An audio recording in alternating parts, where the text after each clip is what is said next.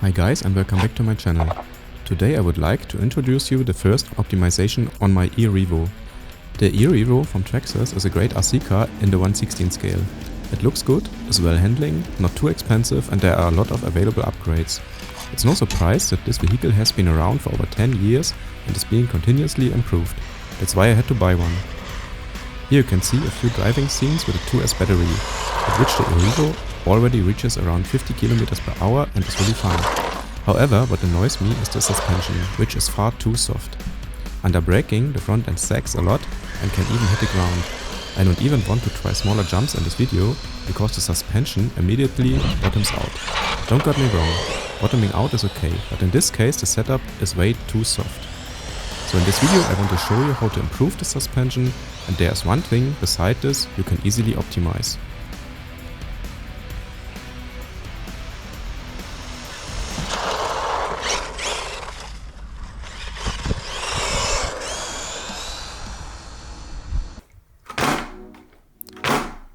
Here you can see once again how the body already bottoms out during small drop tests. The suspension is simply far too soft, and the damping doesn't even sound very good. There's probably some shock oil missing here. Here you can see that I already put a lot of preload on the rear spring, but that's still not enough. And so much preload is a sign that the spring is too soft. The GTR Shocks from Traxxas are always recommended for the E-Revo, so I bought these. I'll put a part number in the description. The shocks have a metal housing, are head anodized and PTFE coated. In combination with the coated shock shafts, they should last longer and have a smoother performance. There is also a 40 weight oil, but I won't be using that. I will go a lot higher with the weights here. I'm going to try 60 weight oil for the front and 70 weight oil for the rear to eliminate the chassis slap. So the first step is to fill the shocks with oil. So I fill all 4 shocks with oil and let it settle for a while. Again, 60 for the front and 70 for the rear.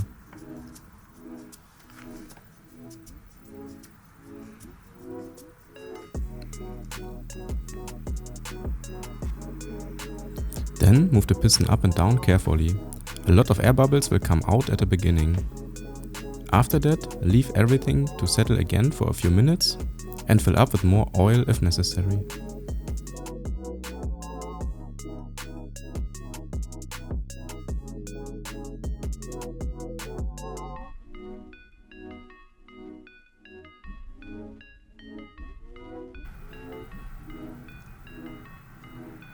When there are no more air bubbles, you can put on the bladder and then screw on the shock cap. Maybe there is some oil leaking out, but this can simply wipe away. That looks pretty good. The shocks even have a little rebound. Finally, I check whether the shocks on each axle feel the same. As you already have noticed, the GTR shocks are shipped without springs. So I also ordered a set of springs for the E-Revo. The black coat stands for the hardest springs available for this model. I know that some people install even stiffer springs from the Traxxas Summit, but I want to try it with these springs first. The springs are significantly shorter than the factory fitted ones with the green markings. I set the spring collar to the minimum required preload for the moment. I will adjust the exact preload when they are installed to the E-Revo.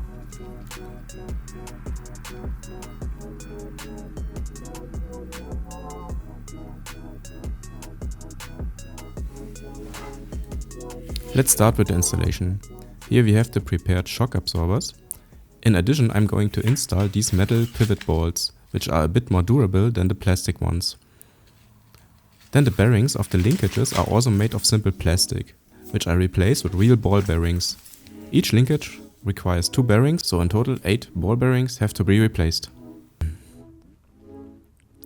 Disassembling the shocks is very easy. Just remove the 2 screws on each shock and they will come out. In addition, remove the connection to the pushrod and the entire rocker arm.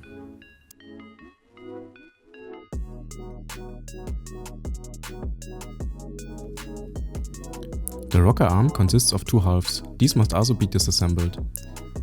Here you can see the bushing. It's not super bad, but it's constructed very simple. I also removed the weak plastic pivot bolts of the pushrod links. Here's the comparison. The black bushings are made of simple plastic and the new ones are made of steel. The new metal bearings you can simply snap in. I will replace the outer bearings later when I have unscrewed the wheels.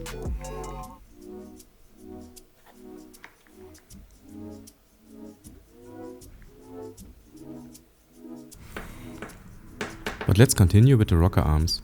The plastic bushings can simply be removed with a screwdriver. The new bearings are ball bearings which are sealed against dirt on both sides. These are simply pressed into the rocker arms. You can then screw everything back together again.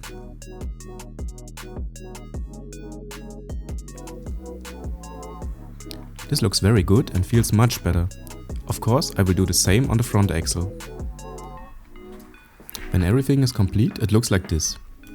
Everything moves smoothly and doesn't make any strange noises. The rear axle seems to need a lot of spring preload. Not sure if springs and shock oil are stiff enough. Let's see.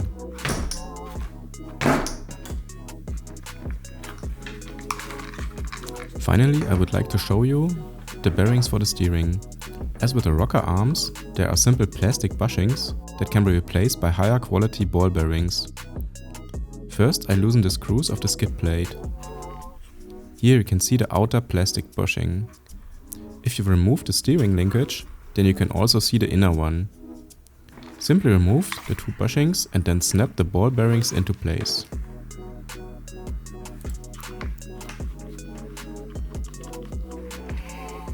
I know, working is a bit fiddly on a small E-Revo platform, but with a little patience, you can get everything reassembled correctly.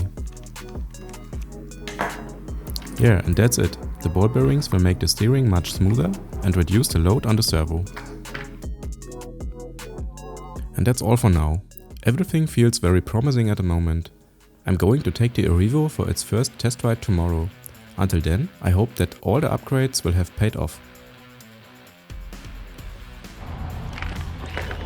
The first test with the black mark springs showed that they were still too soft and needed a lot of preload. That's why I have now fitted the GTR springs of the Traxxas Summit. The springs on the front axle have a blue marking and those on the rear axle have a purple marking. The springs with the purple marking are the hardest you can buy for these models.